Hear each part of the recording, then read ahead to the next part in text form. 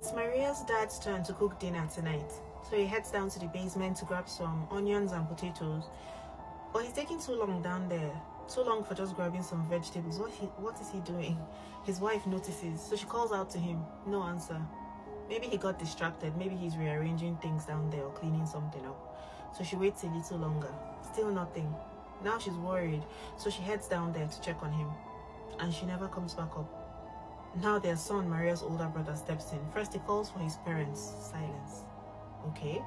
So he makes his way downstairs. He never comes back up. At this point, Maria's grandmother, an elderly woman, she knows something is seriously wrong here. One by one, her entire family has disappeared into that basement. She doesn't know what to do, and she does the only thing that she can think of. She follows them down there. She never comes back up either. And that's how, in the span of a few hours, an 8-year-old girl named Maria Chelisheva lost her entire family. Not to a fire, not to a home invasion, not to carbon monoxide poisoning, but to something way more ridiculous and terrifying. Rotten potatoes. This tragic and bizarre case took place in 2014 in the Russian town of Lyshevo. Maria's family had stored a batch of potatoes in their basement for the winter, something that a lot of families do.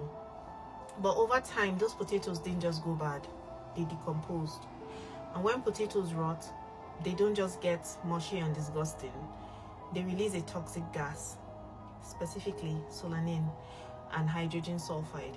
In a poorly ventilated space like a closed basement, this gas builds up. It replaces the oxygen in the air, and when someone breathes it in, they lose consciousness almost instantly. If no one pulls them out in time, they suffocate. That's exactly what happened. Maria's dad was the first to go. He inhaled the fumes and he collapsed. When his wife went in after him, same thing happened to her. Then their son, then Maria's grandmother. Each of them unknowingly walking into an invisible death trap.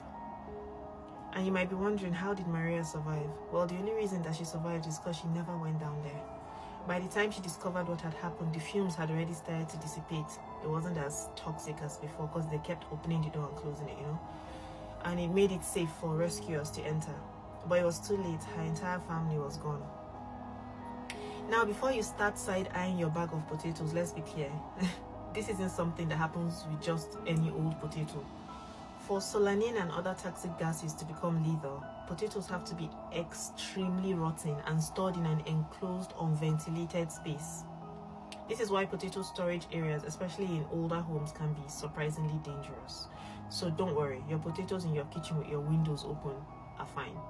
Most of the time, people notice the smell of rotten potatoes and remove them before they become a real hazard. But in Maria's case, no one realized what was happening until it was much, much too late.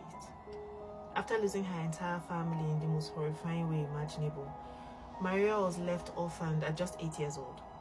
Reports say she was taken in by relatives, but beyond that, very little is known about her current life. And honestly, it's probably for the best. And it's a chilling reminder that sometimes the most dangerous things aren't the ones you suspect or expect. Sometimes it's just a pile of potatoes.